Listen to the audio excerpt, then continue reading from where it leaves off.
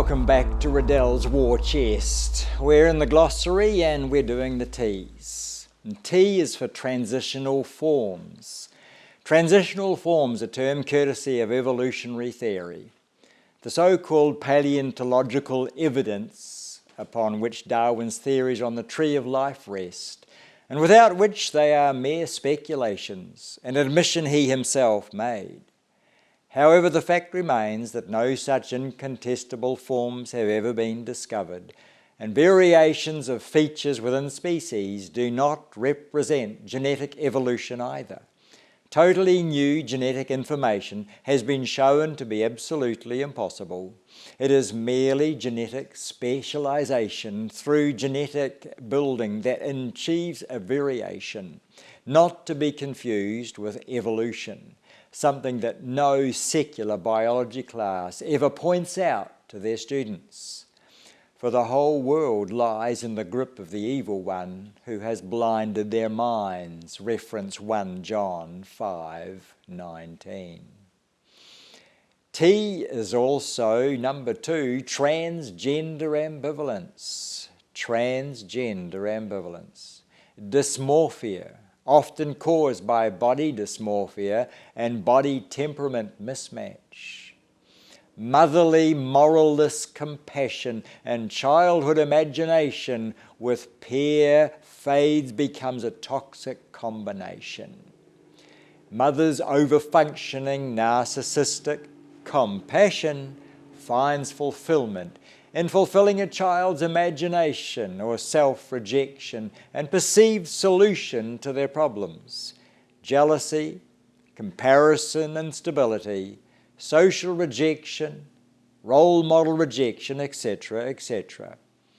Ben Shapiro comments, "I'm not going to suspend basic biology and science-affirmed reality just because it offends your subjective sense of who you are or who you want to be, regardless of all the evidence that you have access to the contrary." Mummy, how do I know whether I'm a boy or not? What if I also grow a vagina over the summer break, like my friend Tommy did?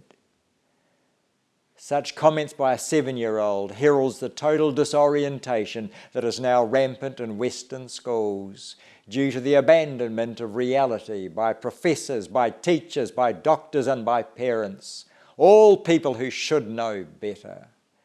Refer Chloe Cole, detransitioner, and Marjorie Taylor Greene, politician.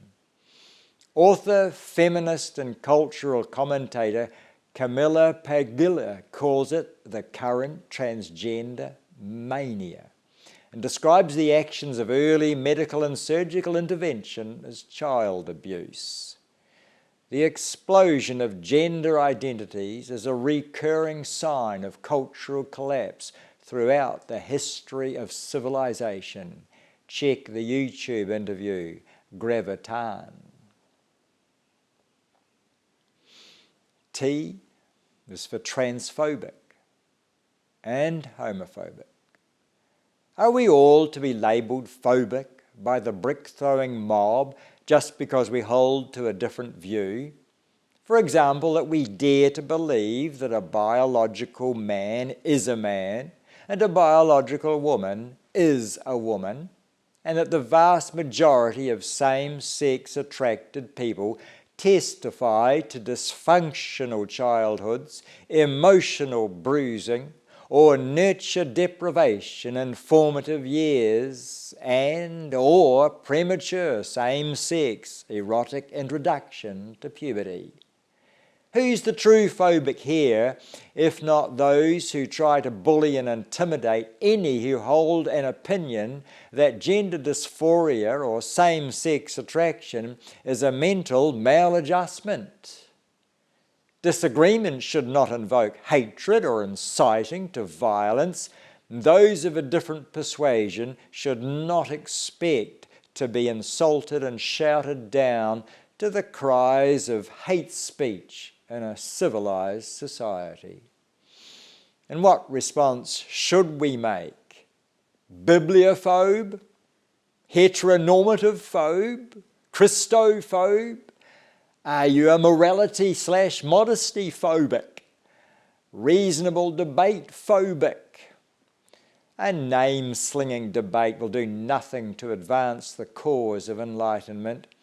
It only ever results in entrenched minds and dogmatic practices. Why don't we just give up the name-slinging and get down to reasoned debate? Perhaps we'll make a lot more progress. Number 4, T. T is for totalitarian government. As in non-bipartisan, as in any alternative opposition met with immediate and forceful put-down, shut-down, lockdown. It represents civil enslavement of a people group by its own government and allows absolute power and control to doom the governors to condemnation as tyrants and the inevitable eventual revolution and overthrow, possibly even civil war, when it is no longer supported by those next in line to seize power or by a grassroots revolt. Number 5, T is for tort law. They may be victims according to woke logic, and yet historic suffering and trauma doesn't necessarily produce damaged people down the generations. Good decisions always work to heal the legacy of a previous generation. Immediate and long-term descendants of victims may expect reparation payments and racist privileges in the name of restitution, but they were not the ones proposed, oppressed, and offended, were they? Why should they benefit by their ancestors' misfortune? Didn't all of us have ancestors who were unjustly treated at some time or another? Isn't that the common lot of all people?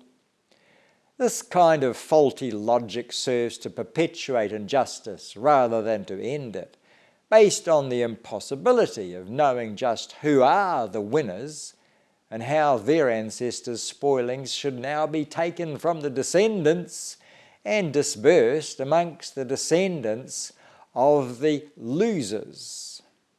And no amount of restitution will be deemed to be enough by those who the identity and preservation of victimhood. T is for Twitter. Twitter led the shift when popularity became more important than truth and facts, and ignorant people were able to take center stage. Fame became confused with infamy, a place to dump and be dumped on in 280 characters or less in order to get retweeted. It started out as a chat room and was then weaponized by the Virality Project and other arm's-length lobbyists and the various dogma of the new cancel culture. Disillusionment with Twitter prompted Elon Musk to a hasty commitment to purchase in order to release it from the censorial approach that it had taken and allow opposition narratives to return to the platform without threat of being taken down as disinformation, together with public identification of any tweets sponsored by government or public funding. Thank you, Elon Musk. If you like what I've said so far, let me remind you that you can download the entire transcript for free. Click here and you'll be able to read it for yourself.